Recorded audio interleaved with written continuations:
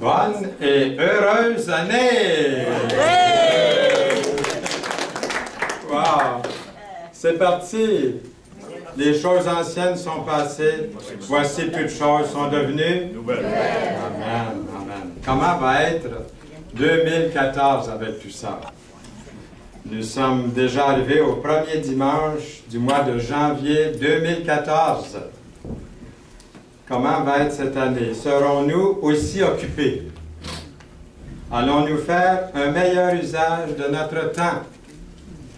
Dans 338 jours, lorsque l'année sera terminée, allons-nous regarder 2014 avec joie ou avec regret? Allons-nous regarder vers l'avenir avec anticipation ou avec crainte?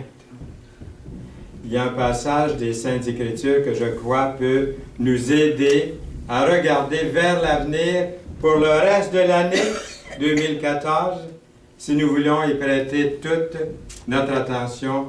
Le passage est Éphésiens 5, 15 à 17, si vous voulez ouvrir dans vos Bibles pour le voir dans votre Bible, dans votre traduction. Et voici ce qui est écrit. Prenez donc garde afin de vous conduire avec circonspection. Ça veut dire avec discernement, avec maturité, avec diplomatie, avec modération. Non comme des insensés, mais comme des sages. Rachetez le temps, car les jours sont mauvais. C'est pourquoi ne soyez pas inconsidérés, mais comprenez quelle est la volonté du Seigneur. L'apôtre Paul, ici, dans ce passage, nous présente d'importantes recommandations, il va sans dire, que nous avons besoin de considérer. Nous y reviendrons dans un instant. Vous avez dû remarquer qu'à chaque année, les magazines, les médias publient une section spéciale de photos, d'articles rappelant les événements et les personnalités qui ont marqué l'année qui vient de se terminer. Le Time Magazine a nommé le pape François l'homme de l'année. Les années passées, le Time a nommé Barack Obama, Martin Luther King, même Adolf Hitler. Donc, ça ne veut rien dire au fond, hein? L'homme de l'année. Quelques-uns des faits les plus saillants pour 2013. Je pourrais passer le reste de la journée avec des diapos, là. Mais je vais en présenter seulement 4 qui m'ont particulièrement touché. La tragédie du lac Mégantic. Un train transportant du pétrole déraille en plein cœur du lac Mégantic, s'enflamme et entraîne la mort de 47 personnes. Ma peine, notre peine et notre sympathie pour toute la population qui a perdu des êtres chers, surtout en cette fin d'année. Ayons une pensée dans la prière spécialement pour toutes ces personnes qui passent en ce moment par ces deuils. Et j'ai eu des contacts avec des chrétiens là-bas. Il n'y a aucune famille de chrétiens qui a été touchée apparemment dans la région là. Mais prions pour toute cette population qui a besoin vraiment d'être consolée, mais surtout d'avoir besoin de Jésus-Christ comme Sauveur, comme Seigneur. La commission Charbonneau. Qui n'a pas entendu parler de la commission Charbonneau? On en a même parlé dans nos assemblées des fois, en faisant des boutades et des farces. La commission révèle de nombreux cas de corruption, de collusion dans l'octroi des contrats publics dans l'industrie de la construction. La saga de Rob Ford, ça aussi, est-ce qu'il y en a qui n'ont pas entendu parler de ça, là? Le maire de Toronto avoue avoir fumé du crack, mais refuse de démissionner. Le conseil municipal vote en forte majorité pour lui retirer certains pouvoirs et budgets d'opération. Et puis tout dernièrement, la mort de Nelson Mandela, héros de la lutte contre l'apartheid, le premier président noir de l'Afrique du Sud démocratique, est mort à l'âge de 95 ans. Et on pourrait continuer comme ça. Je pense à la mort d'un gentleman chrétien merveilleux, Beverly Shea, le chanteur dans l'équipe de Billy Graham, que je connaissais personnellement pour avoir rencontré quelques fois au cours des nombreuses années et qui est maintenant aussi avec le Seigneur. Lui, il est mort à 104 ans. 104 ans, j'ai dit que c'est 104 ans. Donc, il est mort au début de l'année, là. Et on pourrait encore mettre à l'écran ce qu'a été le passé de chacun de vous ici ce matin. Aimeriez-vous qu'on en mette quelques-unes? On va laisser faire. On va sauter cette partie-là. Je parle pour moi, là aussi. Alors, que nous réserve l'avenir? Dans les journaux de fin d'année, il est souvent question de prédictions d'experts concernant l'avenir. Je suis allé voir qu'est-ce qu'on prédisait. Certains vont jusqu'à faire des prédictions couvrant 10 ans, 20 ans, plusieurs années dans le futur. Certaines de ces prédictions se sont avérées justes dans bien des cas, alors que dans d'autres occasions, ils ne pouvaient pas être plus à côté de la traque, comme on dit. Citons, par exemple, j'ai vu des citations que vous pouvez aller voir vous-même, là, de Paris-Tech Revue pour la prochaine décennie. La prochaine décennie. Des vols commerciaux dans l'espace. Est-ce que ça vous intéresse? Une percée dans la lutte contre le cancer. Une nouvelle résolution industrielle largement basée sur une énergie propre et accessible à tous. Même aujourd'hui, malgré le réchauffement climatique et la surpopulation, certains futurologues de talent voient l'avenir d'un œil optimiste. Mais avant de réserver votre billet pour l'espace, n'oubliez pas que les prédictions se réalisent rarement, difficile de viser juste quand on parle d'innovation technologique. Même les inventeurs avancent à tâtons. Fin de la citation. Par exemple, en 1967, j'étais directeur des conseillers francophones durant tout le temps de l'expo à Terre des Hommes, au pavillon Sermon de la Science. Puis, il y avait des experts à ce moment-là, vous allez vous en souvenir dans les plus âgés ici, que vers la fin, ils disaient que vers la fin du 20e siècle, la technologie serait tellement avancée que la plupart des gens n'auraient plus qu'à travailler seulement 22 heures par semaine. Et seulement 27 semaines par année. Notre plus gros problème serait alors de ne plus savoir quoi faire de notre temps. C'est pas mon cas du tout, partout. Aujourd'hui, par grand froid, il y a encore de pauvres gens, des sans-abri qui couchent dehors, dans les gros froids qu'on a eu. Donc, on est loin de ces prédictions qui se réalisaient ou qui se réalisent aujourd'hui. Je ne sais pas pour vous, mais ces prédictions populaires ne sont pas toutes, se sont pas toutes produites, en tout cas pour moi, pendant ces quelques années là, qu'on a prophétisé. En fait, la plupart d'entre nous semblons être tellement occupés. Pas vous? On est toujours pressés. On marche vite, on parle vite, puis on mange vite. J'essaie d'apprendre, moi. Le message est pour moi ce matin. Hein. Je veux dire que je mets mon chapeau ce matin. Parce que le message est pour moi en premier. Hein. Il est toujours pour moi de toute façon, mais surtout celui-là. Notre durée sur la terre est limitée. Nous devons faire bien attention comment nous vivons, car notre temps sur la terre est relativement court. Regardez ce que le psalmiste dit. « Éternel, dis-moi quel est le terme de ma vie. Quelle est la mesure de mes jours?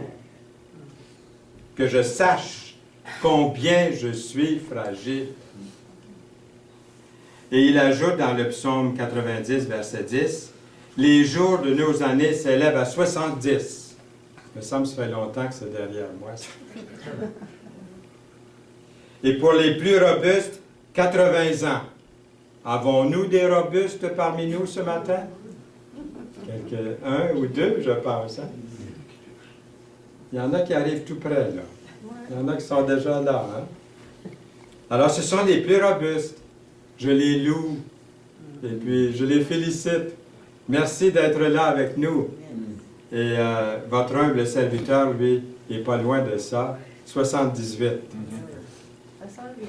Oui, 60. Et c'est écrit ensuite, et l'orgueil qu'ils en tirent n'est que peine et misère. Car il passe vite et nous nous envolons. Mon beau-père, qui avait 92 ans, à la fin de sa vie, il me disait, il dit, je pense qu'il dit 60% de ma vie il dit, est composé il dit, d'épreuves, de luttes, de combats, de misère. Puis il dit à peu près 40% là, de bon temps, relativement de bon temps. Il évaluait sa vie un peu. Pourtant, il avait été chrétien depuis plusieurs années. Il avait été vraiment dans la joie du Seigneur. Mais il y a les épreuves continuelles qui sont là quand même. C'est entendu que pour vous, les jeunes, là, 70 ans et 80 ans, ça doit paraître vieux, hein? Je me rappelle, moi, je me souviens quand je pensais que quelqu'un qui était au-dessus de 40 ans était vieux. Et puis Joseph, même, il y a un monsieur qui était venu au Seigneur, j'avais rendu témoignage, puis il avait 55 ans. Puis je n'osais pas dire qu'avec 55 ans, je me disais, ça va décourager les chrétiens, il y a juste les vieux qui viennent au Seigneur. Vous voyez? J'étais jeune pour penser ça, là, très jeune. C'est drôle, je pense plus ça aujourd'hui. Tout ça est relatif. Le psalmiste nous dit pourtant de compter. Ah, le psalmiste dit ça, de compter le nombre de nos jours pour que nous développions un cœur rempli de sagesse. Enseigne-nous à bien compter nos jours, afin que nous appliquions notre cœur à la sagesse, dans le psaume 90, verset 12. Vous pouvez trouver sur Internet un site qui vous indique combien de jours il vous reste à vivre. Oui. Mais c'est un site, vous avez le site, si vous voulez le prendre en note, c'est un site sur la santé en réalité. Ce matin, on parle de la santé, bien sûr, il faut se garder en forme, il faut avoir un corps qui sert le Seigneur pour la gloire de Dieu. On essaie de se garder en bonne santé, mais on est ici aussi pour penser à notre âme surtout. Penser à l'éternité, nous avons une autre vie qui est beaucoup plus importante. Il vaut la peine de prendre soin dès maintenant. Alors, vous pouvez trouver sur Internet un site qui vous indique comment maintenir une bonne santé physique. Mais nous sommes ici ce matin aussi pour parler de cette santé spirituelle que je dois avoir pour vivre dans les délices éternels. Alors, si le sujet vous intéresse, c'est www.sharecare.com. Mais il faudrait penser surtout à bien vivre pendant l'éternité, d'avoir une bonne place. Quelle est la mesure de mes jours? Psaume 39, verset 4. Il me reste combien de jours à vivre? Je n'ai aucune garantie de même vivre une autre journée. Aucune garantie. En fait, la Bible nous dit de ne pas même compter sur demain, parce que demain ne nous appartient pas, ni à vous, ni à moi. Vous ne savez pas ce que votre vie sera demain, il est écrit. Vous êtes en effet comme un léger brouillard qui apparaît pour un instant et disparaît ensuite. Dans Jacques 4, verset 14 en français courant. Tout ce que nous savons, ou je devrais dire plutôt, tout ce que nous avons, tout ce que nous possédons, nous l'avons maintenant. C'est maintenant, l'instant présent. Merci Seigneur pour l'instant présent. Regardez, on était ensemble ce matin. Nous avons loué Dieu ensemble. Nous entendons la parole de Dieu. Combien, pendant toute ma vie, depuis l'âge de 11 ans, j'aime entendre la parole de Dieu. C'est à 11 ans que j'ai accepté Jésus comme mon sauveur. Et je l'aime encore. J'aime encore entendre des messages. J'en entends pas assez, j'en donne plus que j'en donne, on dirait. Mais j'aime tellement en entendre les messages. Et le dimanche, il y en a sur le canal 75, je ne sais pas comment c'est chez vous, là. Et on peut entendre plusieurs messages. Essayez de choisir, parce qu'il y en a qui ne sont pas très bons, là, des fausses doctrines. Mais vous avez assez de discernement, j'espère, pour pouvoir traverser autour et prendre ce qui est bon. Alors, notre temps sur la terre a une grande valeur, car il est vraiment limité. Quand je n'étais qu'une masse informe, tes yeux me voyaient. Avez-vous vu ça? Avez-vous entendu ce verset-là? Et sur ton livre étaient tous écrits, tous inscrits, les jours qui m'étaient destinés avant qu'aucun d'eux existe. Ça veut dire que mes jours sont comptés. J'ai 78, mais il y a une heure, il y a un jour. C'est ce que le verset me dit ici. Pour chacun de nous. Alors, tirons le meilleur parti de chaque occasion. Paul nous dit que nous devons racheter le temps. Et il donne une raison, car les jours sont mauvais. Éphésiens 5, 16. Jésus nous dit que Satan est un voleur, un brigand.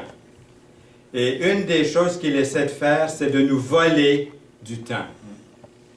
Parce qu'il sait que notre temps est court et précieux. Il nous le vole. Il essaie de nous voler continuellement. Pensez au temps gaspillé à des choses futiles. J'en suis coupable aussi. Ou même pensez au temps perdu à s'inquiéter des conséquences de nos erreurs, de nos péchés. Satan est un voleur et un brigand. Il n'y a pas seulement le péché qui nous vole du temps, quelquefois même de bonnes choses peuvent nous faire perdre un précieux temps.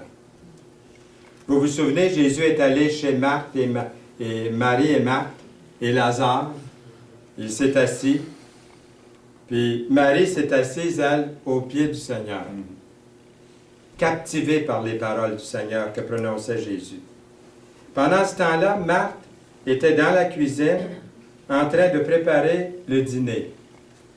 Vous connaissez bien l'histoire.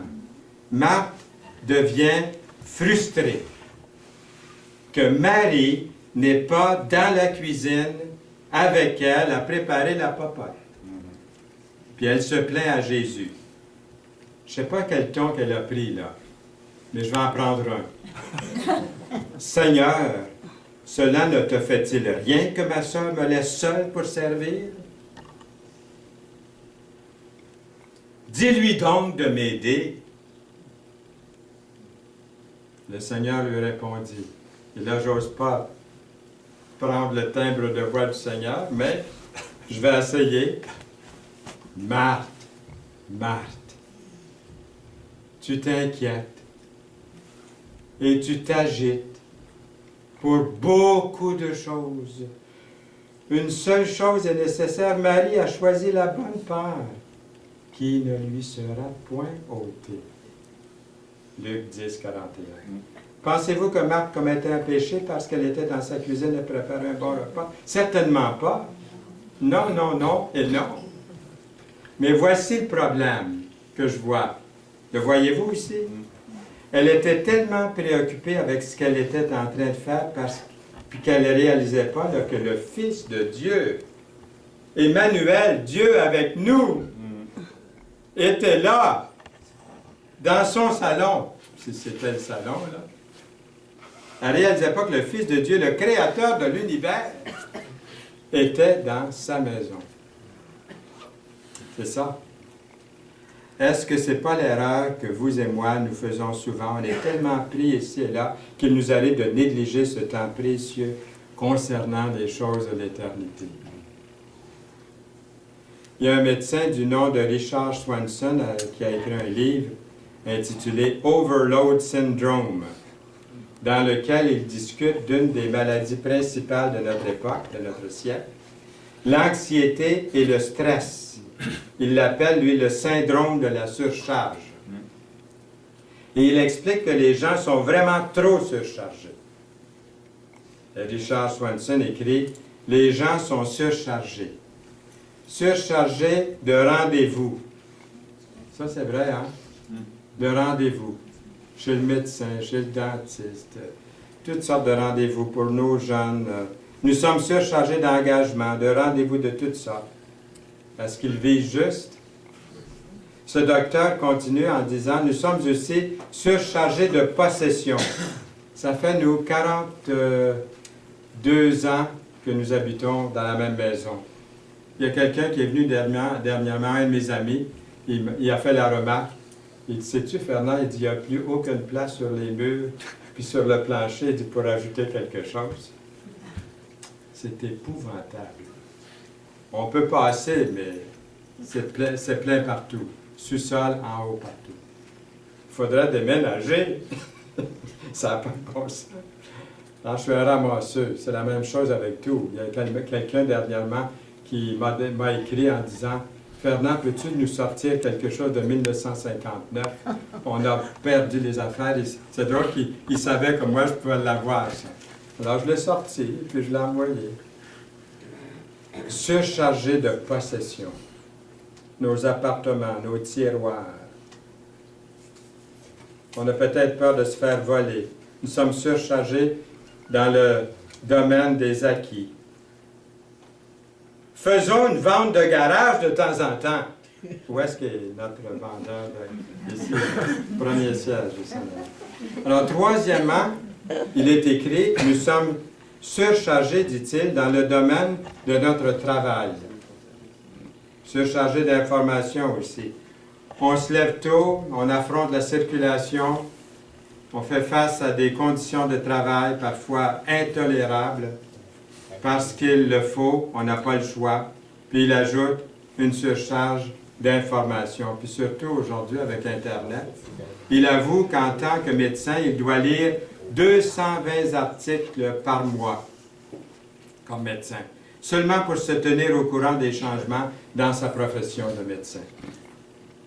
Et vous pouvez facilement vous imaginer avec l'avenue d'Internet, on fait face à une super autoroute d'information, on n'a pas le temps de rien faire, hein, c'est toujours là les courriels qui rentrent continuellement. Si je passe une journée sans lire mes courriels, il y en a 150 le lendemain. La plupart, c'est des annonces. Alors, ça s'en va, je n'ai pas le temps de les lire. Clic, clic, delete, hein, supprimer, ça s'en va. Je les marque toutes, là, après ça, je fais delete, paf, ils disparaissent, là, 50 du coup. Mais le problème est que nous ne pouvons plus absorber tout. Alors, nous nous sentons surchargés également concernant toutes ces bonnes informations, même des bonnes informations. On pourrait continuer longtemps à étaler toutes nos surcharges, mais vous saisissez bien le portrait ici. Il y a tellement de sollicitations de part et d'autre pour nous prendre notre temps. Et puis, il y a tellement de bonnes choses que nous aurions besoin de faire pourtant, de prendre du temps. Et que dire de tous les imprévus qui peuvent se produire à tout instant? Si nous nous rendons à la fin de 2014, il nous reste tous environ 8625 heures à occuper notre temps. Nous voulons faire de notre mieux pour saisir chaque opportunité. Qu'est-ce qu'on devrait faire? Comment saisir la volonté de Dieu? Pour répondre à cette question, Paul nous dit « Non comme des insensés ». C'est ça qu'il dit. Mais comprenez quelle est la volonté du Seigneur. Éphésiens 5, 15 à 17. J'ai lu les choses principales dans ce verset qui nous concerne. Quelle est la volonté de Dieu pour vous en cette nouvelle année? Pensez-vous que Dieu veut que mon agenda, votre agenda, soit tellement rempli que vous n'aurez plus le temps pour des choses plus importantes? Déjà, mon agenda, moi, est pas mal plein pour l'année prochaine. Il me reste, je pense, 3 dimanches où je n'ai pas eu d'invitation encore à date. Dites-le pas à personne, là. Parce que à ce moment-là, je viens ici me réunir pour entendre un bon message de Noël, de Serge ou de Jean-Charles ou de quelqu'un d'autre qui apporte le message. Est-ce que je peux nous faire quelques suggestions? Premièrement, établir nos priorités. Je présume que, puisque vous êtes ici ce matin à la réunion, vous croyez que Dieu devrait faire partie de votre vie. Amen? Amen. Je n'ai pas terminé encore. Mais dès l'instant où vous établissez vos priorités, vous devez décider ce que représente Dieu dans votre vie. Demandez-vous qui ou qu'est-ce qui est le plus important dans ma vie. Moi, je souhaite de tout mon cœur que votre réponse sera ce qui est le plus important dans ma vie, c'est ma relation avec Dieu par notre Seigneur Jésus-Christ. Si c'est là votre réponse, mettez cette priorité-là tout au haut de votre liste de priorités. Prenez la décision de mettre à part du temps pour prier, pour lire la parole chaque jour. un temps de prière pour vous, pour votre famille, pour les gens que vous côtoyez chaque jour. Il ne faut jamais négliger le temps avec la famille, les enfants. Il est très important de se fixer des rendez-vous, seulement pour vous et votre épouse. C'est très important de prendre du temps avec les enfants quand ils grandissent. Ils grandissent si vite. Je me souviens encore, je l'ai dit avec émotion même, je me souviens encore ce matin, là, quand pour la dernière fois, mon fils, qui a maintenant 55 ans, mon fils, quand il m'a dit « Papa, viens-tu lancer une balle avec moi? » Je me souviens comme si c'était aujourd'hui. Je le vois encore, mais je suis allé, heureusement, quand il m'a demandé ça. La dernière fois, il n'a plus jamais redemandé après. Je pense que c'est parce qu'il est allé il est rentré à l'université ou quelque chose comme ça. Il partait de la maison, au fond. Mais ces souvenirs-là, on s'en souvient. Vous allez vous souvenir la dernière fois que votre fille ou votre garçon vous dit « Papa, viens-tu faire quelque chose? Viens-tu jouer ou faire un sport ou une activité? » Allez-y, parce que ça va vous rester tout le temps après. Prenez du temps. C'est une priorité. Vous prierez aussi pour votre assemblée, pour les anciens, les diacres, les responsables spirituels de l'assemblée ici, qui dans l'ombre souvent travaillent, hein, puis on ne sait pas tout ce qu'ils font, tout ce qu'ils accomplissent. Dieu le sait, mais priez pour eux. Chacun, on ne sait pas au juste, ils ont besoin eux aussi. Les responsables de l'école du dimanche, les missionnaires, chaque membre de l'assemblée en réalité. Ceux qui sont souvent dans l'ombre, qui viennent, qui partent, on n'a pas le temps de leur donner la main souvent. Priez pour eux. Appelez-les. Quand dimanche arrive, beau temps, mauvais temps, qu'il y ait du football ou du ballon-panier ou du golf ou peu importe, rien va interférer autant que possible avec ma décision d'aller à l'Église, d'aller à l'Assemblée, parce que Dieu vient en premier dans ma vie. Autant que possible, je dis, parce qu'il y a des cas où on ne peut pas. Ça, le Seigneur comprend ça. Je vais aller adorer Dieu collectivement avec les chrétiens. Rien ne va m'empêcher d'être présent à la réunion. La plupart d'entre nous, nous devons aller travailler. Je crois que nous, comme chrétiens, nous devons être de bons ouvriers, de bons travailleurs lorsque nous sommes durant la semaine au travail, ailleurs. Lorsque quelqu'un emploie un chrétien, il devrait s'attendre à ce que cette personne lui donne une bonne journée de travail tout à fait honnête. Parce que nous sommes chrétiens, nous avons une responsabilité au Seigneur de l'honorer. L'honorer, Dieu, au travail. Il s'agit premièrement d'établir nos priorités, puis ensuite vivre au jour le jour. Nos deux plus grands ennemis, ils vont quand même se présenter. Nos ennemis du temps sont le regret des choses que nous avons faites dans le passé, puis l'anxiété au sujet de ce qui nous arrivera dans l'avenir. Plusieurs d'entre nous, nous vivons soit dans le passé ou dans l'avenir. Je suis pas mal certain, depuis que je suis commencé à prêcher, là, ce matin, il y en a qui étaient déjà dans l'avenir, là, un petit peu. Hein? Lundi matin, là, puis mardi, puis hein, on était déjà... Même en parlant des fois, moi aussi, hein, je suis en train de vous parler, pourtant, là, il y a une pensée qui traverse quelque chose, il faut que j'aille, bon, j'ai un rendez-vous, il ne faut pas que j'oublie, puis je continue, hein. On fait plusieurs choses en même temps, surtout les femmes, hein, elles sont bonnes pour ça.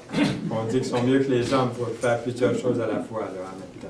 Alors, pourquoi s'inquiéter? J'ai déjà parlé de ça, mais je le remets parce qu'à chaque fois que je mets ça, il y a toujours quelqu'un qui vient me dire que ça lui a fait du bien de voir ça, d'après des recherches sérieuses. Pourquoi s'inquiéter? 40% de nos inquiétudes n'arriveront jamais.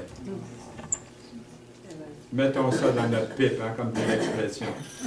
40%. 30% sont des anciennes décisions qui ne peuvent pas être changées. Pourquoi s'en inquiéter? 30%. 12%, les critiques des autres. La plupart non fondées. 10% au sujet de la santé qui s'empire à mesure que l'on s'inquiète. Mais regardez bien, 92% des inquiétudes sont inutiles. C'est pas beau, ça? Mais 8% sont des inquiétudes légitimes que la vie nous apporte, inquiétudes auxquelles nous devons tous faire face. L'inquiétude est le contraire de paix. Être inquiet, c'est être tracassé, tourmenté, troublé, agité, effrayé. C'est aussi le contraire de paisible, confiant, sûr, rassuré. Jésus offre sa paix, la voici. Je vous laisse la paix, dit-il. Je vous donne ma paix. Je ne vous donne pas comme le monde donne. Jean 14, 27. Jésus leur dit que la paix soit avec vous 3 fois après la résurrection. Que la paix soit avec vous, que la paix soit avec vous. La façon dont le monde s'y prend pour apporter la paix, c'est complètement de travers. C'est par la fortune, la guerre, les armes, l'invasion, les assassinats, la fraude, l'injustice, la violence. Les journaux sont pleins, puis la télévision, puis la radio, les nouvelles. C'est plein de ça. Pour avoir la paix avec Dieu, être justifié, c'est d'être justifié par la foi, étant donc justifié par la foi. Nous avons quoi? La paix. Avez-vous la paix? Avez-vous cette paix de Dieu en vous? Franchement, j'ai cette paix. Malgré l'épreuve, malgré la température, malgré le froid qu'on a eu, là, on restait à la maison autant que possible. Malgré les grandes épreuves, mon épouse qui n'est pas bien, priez pour elle. Malgré tout ça, je lui ai dit l'autre jour, « Es-tu quand même heureuse, Yolande? » Elle a dit, « Oui, parfaitement heureuse, parce que j'ai la paix de Dieu. » Peu importe les circonstances. Des fois, elle dit, c'est insupportable. Mais au fin fond, tu ne peux pas enlever la paix de Dieu. La souffrance, la douleur, les épreuves peuvent être insupportables. Mais il n'y a rien qui peut enlever cette paix que Dieu vous donne. Avez-vous cette paix? Sinon, s'il y avait quelqu'un ici ce matin qui n'a pas cette paix, vous pouvez venir au Seigneur sincèrement. Dire, Seigneur Jésus, ton sang a été versé pour moi à la croix, afin que tu me donnes la paix. Je suis pécheur et perdu sans toi. Merci de me sauver, de me donner une vie nouvelle. Se détourner pour se tourner vers Jésus. Plusieurs d'entre nous, nous nous faisons prendre à espérer d'être déjà rendus à l'été. Hein? C'est comme ça peut-être on pensait tantôt à l'avenir. Là. Ou nous nous faisons prendre à espérer être rendus à la semaine prochaine, ou au mois prochain, ou à d'autres choses. Moi, j'essaie de faire ça le moins possible. Hein? Parce que je me dis, la vie est courte. Il faut vivre maintenant, aujourd'hui, c'est maintenant important. Il y a un professeur de sciences politiques, en effet, et d'immigration, qui nous parle d'une fille qui haïssait aller au collège, mais elle se disait en elle-même, si je peux un jour sortir de ce collège et me marier et avoir des enfants, je sais qu'enfin je pourrais jouir de la vie. Elle n'avait pas vraiment le choix, donc elle a poursuivi ses études. Elle est allée en classe tous les jours, puis finalement, elle a bien mérité son diplôme. Elle s'est mariée, elle a eu des enfants. Puis elle a découvert que les enfants, ça donne pas mal de travail. Alors, elle s'est dit en elle-même, si seulement je peux bien élever mes enfants, ensuite je serai libre de relaxer et de vraiment enfin jouir de la vie, comme j'ai déjà entendu bien des parents dire. C'est une réalité, ça. Un bon jour, ses propres enfants sont montés dans les classes plus avancées. Son mari lui dit, devine quoi? Nous n'avons pas assez d'argent pour envoyer nos enfants au collège. Si tu te trouves un travail hors de la maison, qu'en dis-tu? Ma femme, chérie. Elle ne voulait pas vraiment aller travailler à l'extérieur du foyer, mais elle savait que son mari avait raison et qu'il avait besoin d'argent, alors elle est allée travailler. Elle n'aimait pas ça du tout, mais elle se disait en elle-même, si seulement je peux voir mes enfants terminer leurs études au collège et finir de payer toutes ces factures, alors je pourrais quitter mon travail et vraiment jouir de la vie. Et finalement, le plus jeune de leurs enfants a obtenu son diplôme, toutes les factures payées. Alors elle entre dans le bureau de son patron et elle lui dit « Je quitte !» Son patron lui dit « Un instant, madame. Si vous restez avec nous encore 8 ans, vous aurez droit à une bonne pension pour votre retraite, pour le restant de vos jours. Elle a pensé, ouais, ça ne me tente pas de travailler encore 8 ans, mais je ne peux pas mettre une croix sur tout cet argent, de perdre une belle occasion, une belle retraite. Alors, elle a travaillé encore 8 autres années. Finalement, elle et son mari ont pu se mettre à leur retraite ensemble. Ils ont vendu leur maison, puis ils ont acheté un beau petit chalet hiver-été à quelque part en campagne. Puis ensuite, ils sont assis dans leur balançoire. Puis ils ont regardé une belle grande photo de la famille. Puis ils ont parlé du bon vieux temps, des bons vieux jours d'autrefois. Un jour, quelqu'un a dit, la vie est ce que vous arrive aujourd'hui, pendant que vous faites des plans pour l'avenir. Est-ce que c'est vrai, ça? Ah oui. Un jour, 2013 est arrivé. Il me semble que j'étais en train de le dire l'année passée ici. C'est un autre message, mais j'étais en train de dire ça. 2013 n'est plus. C'est de l'historique. Une nouvelle année déjà entamée, de 5 jours. Racheter le temps. Éphésiens 5, 16. Afin que nous ayons vraiment une heureuse année. J'ai trouvé cette petite recette ici de bonheur pour 2014, si ça vous intéresse, que pendant la nouvelle année vous puissiez avoir. Je la passe très rapidement. C'est avoir assez de bonheur pour vous garder joyeux, assez d'épreuves pour vous maintenir fort, assez de peine pour vous garder humain, assez d'espoir pour vous maintenir heureux, assez d'erreurs pour vous maintenir humble, assez de succès pour vous garder épanoui, assez d'amis pour vous donner du réconfort, assez de richesse pour subvenir à vos besoins, assez d'enthousiasme pour regarder demain avec optimisme, assez de détermination pour rendre aujourd'hui meilleur qu'hier. En conclusion, Romains 13, 11 et 12 qui dit « Cela importe d'autant plus que vous savez en quel temps nous sommes. C'est l'heure de vous réveiller enfin du sommeil, car maintenant le salut est près de nous, est plus près de nous que lorsque nous avons cru. Notre délivrance approche. » Amen. Amen. Romains 13, 11, le verset suivant. La nuit est avancée, le jour approche. Dépouillons-nous donc des œuvres des ténèbres et revêtons les armes de lumière. Le salut est tout près de vous. Ce matin, aujourd'hui, êtes-vous prêts à vous soustraire des œuvres des ténèbres pour revêtir les armes de lumière? Quelle est votre réponse? Jésus dit, « Je suis la lumière du monde.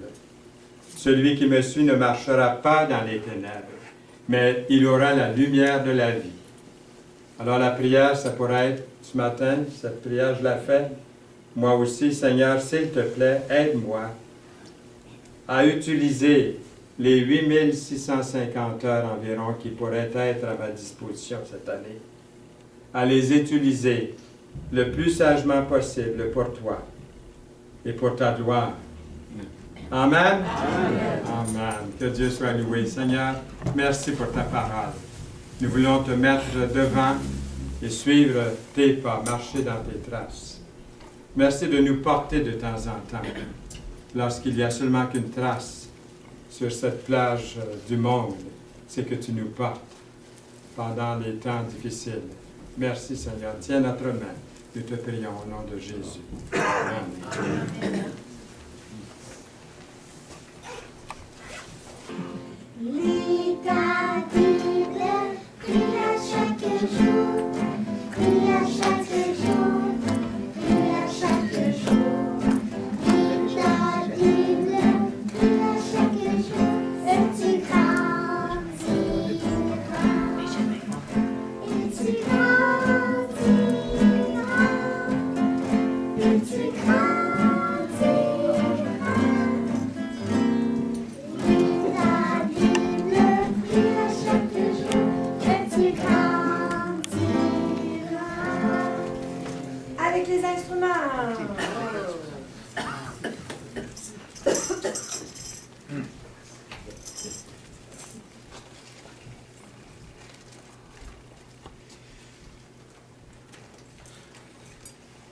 C'est le parti. Bravo.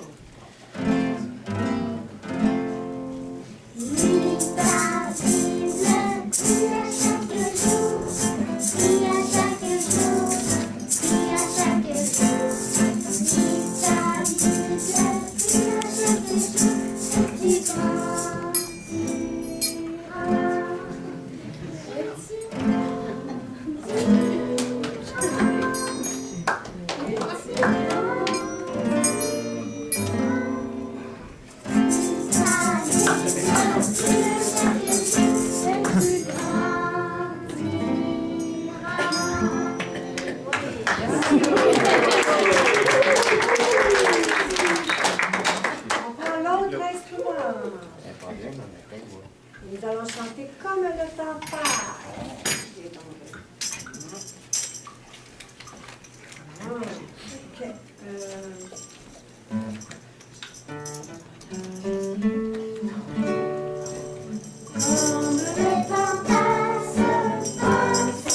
On va commencer, Benjamin. Puis la pulsation, tu sais, comme je fais d'habitude, ça fait tellement bien. Ça fait tellement bien. Comme le temps passe.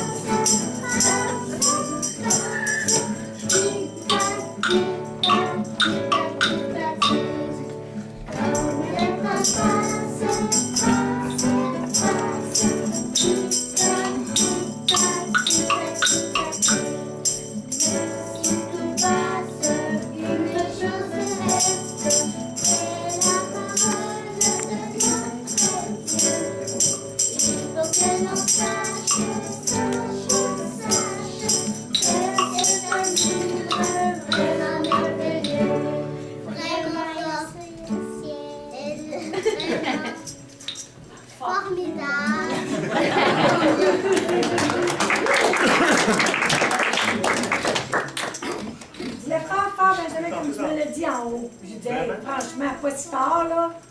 T'en souviens-tu? C'est vraiment quoi? Important. Vraiment extraordinaire, vraiment incroyable. Et le dernier, Vraiment.